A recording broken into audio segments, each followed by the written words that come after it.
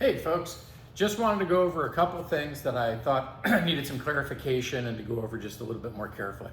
So, we're talking about the last worksheet, worksheet 20.2b, and I want to talk about just a couple things. One is the aspect of, let's take a look at problem 5. So one thing we can do is we can just do problems, okay, that deal with the equation. And what's the equation? The force equals K, Q1, Q2, that's the two charges, divided by R squared. So this is just like doing any other math. So it says, suppose two equally charged spheres attract each other with an attractive force. And so it says the force, 0.492 newtons. And the distance, which is the radius, is 29.1, so we're going to say 0.291 meters. And we want to figure out the charge. Well, the interesting thing here is we know that Q1 equals Q2. And because we know that Q1 equals Q2, we are also aware that we can call each one basically X, okay? So this is going to be Q1 is X and Q2 is X. So we can say X1, X2 if we want to. So with that then, we go, okay, I want to figure out the charge.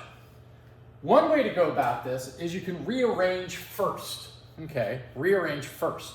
So what you do is you take that equation, you say, I want to get the Q's by themselves.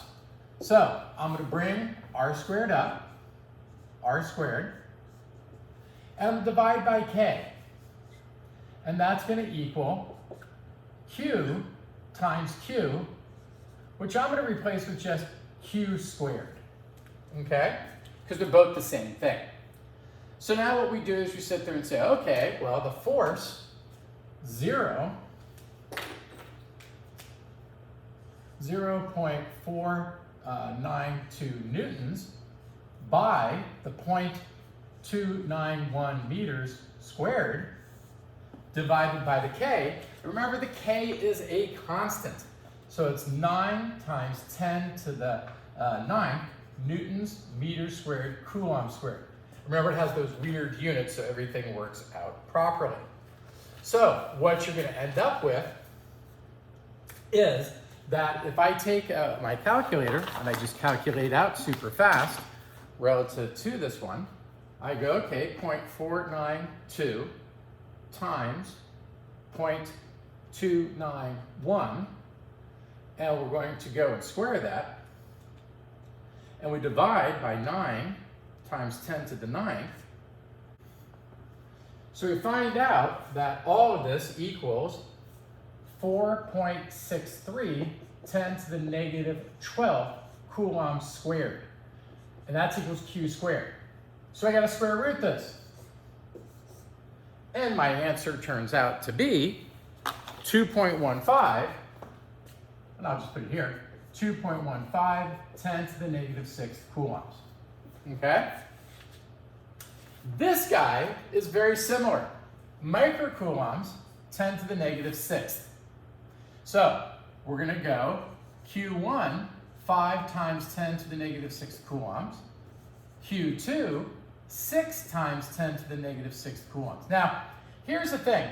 I'm not going to put the charges in. The charges are going to be for direction. We're not going to use charges. And the force equals 0.72 newtons. And we need to figure out the radius. Well, once again, force equals K, Q1, Q2 over R squared. And this time we're solving for R. So we're going to go, all right, we're going to bring R up and F down. R squared equals K, Q1, Q2 over F. And also, what that also means is if I square root it, R equals the square root, K, Q1, Q2 over F. So we go, okay, this is going to be the square root, 9 times 10 to the 9th, newtons, meters squared, coulomb squared, times, I know this is getting long, we've got the 5 times 10 to the negative 6, and the 6 times 10 to the negative 6,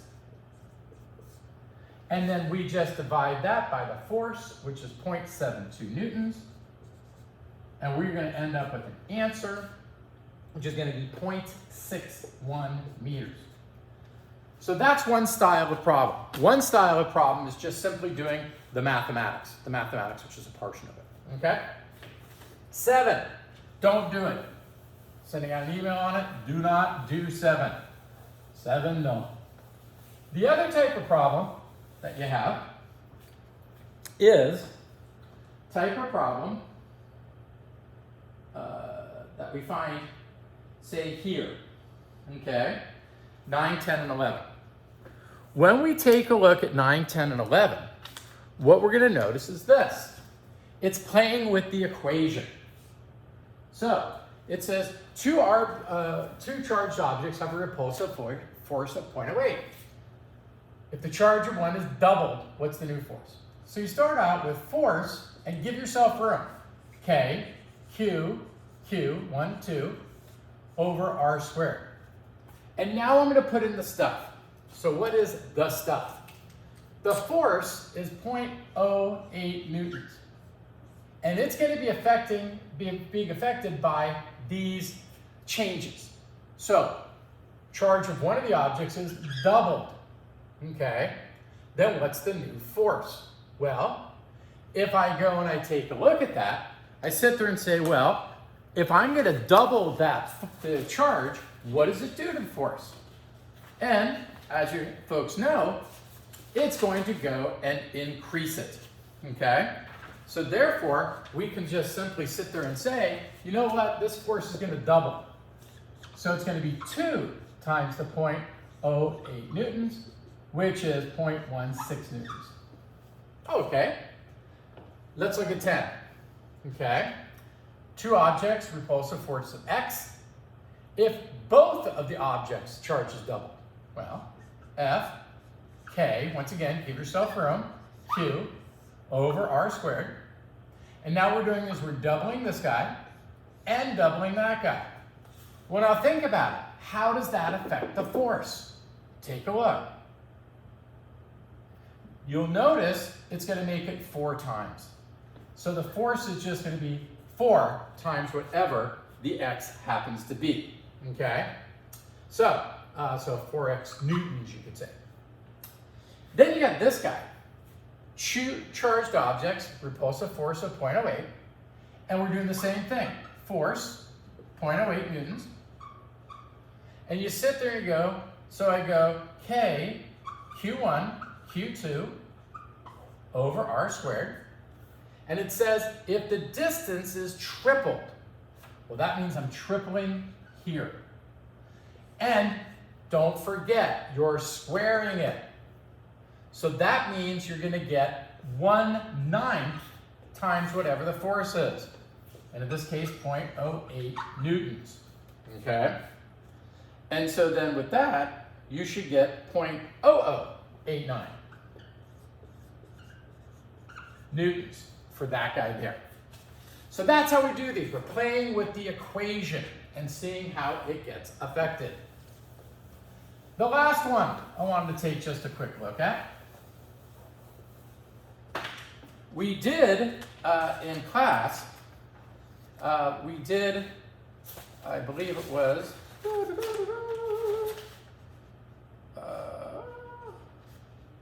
where'd it go? In class, okay. The other type of problem we're going to do is if you have a couple charges. Now we did 8 in class. What I want to do is I want to go to 14. Let's take a look at 14 real fast. Boom. 3 charges are arranged as shown, okay? What is the net force on Q3? In the other one we did, it was the center one, but now we're doing Q3. And we want to know the net force. Now remember, there's going to be 2 forces on this guy. There's going to be force 1 on 3 and force 2 on 3. Now, getting the forces is pretty darn easy. All you're doing is taking the equation, K, Q1, Q2 over R squared, and you're doing it for each of these. So you're going to get 9 times 10 to the 9 newtons meters squared over coulomb squared times the two charges, okay? And this is 1 and 3. So it's going to be 8 times 10 to the negative 6 coulombs and 2 times 10 to the negative 6 coulombs. Remember, we don't put in the negatives or the positives. That's going to be directional. And we're divided. Now, what is it from 1 to 3? Well, it's going to be the 0.01 plus the 0.005.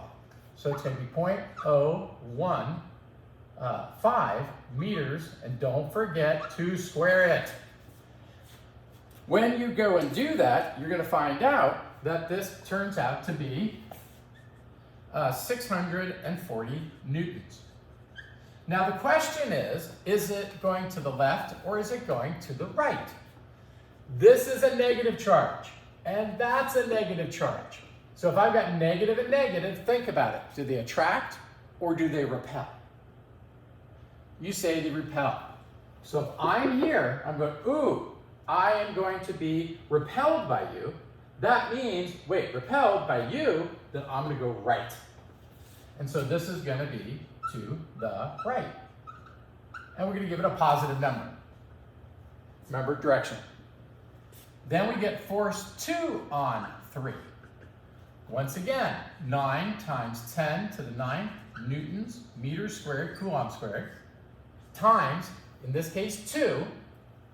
So it's going to be 2 times 10 to the negative 6 coulombs, times 2 times 10 to the negative 6 coulombs. That's convenient. And now it's only that 0.005 meters squared. And for this one, we get 1440 newtons. Now let's think about what's the direction though. That's negative, this is positive. So I'm attracted. So that means I want to go that way. That is left. So it's negative. So I go, no, what's my total? Force total is the sum of the two forces. The force 1 on 3 plus the force 2 on 3. This goes to stuff we've had way long ago. And now we sit there and go, well, that's going to be 640 newtons plus negative 1440 newtons, because it's going left. And it turns out we get 800 newtons negative, so it's left. So these are the types of problems we have. We have the one problem, which is going to be where we're just going to try to figure out what the force is, or maybe the distance or the charge, just playing with the equation. The other is when we change variables and we have to figure out what's happening. And then the last one is when we get 2 charges or 3 charges that interact. All right, take it from there, folks.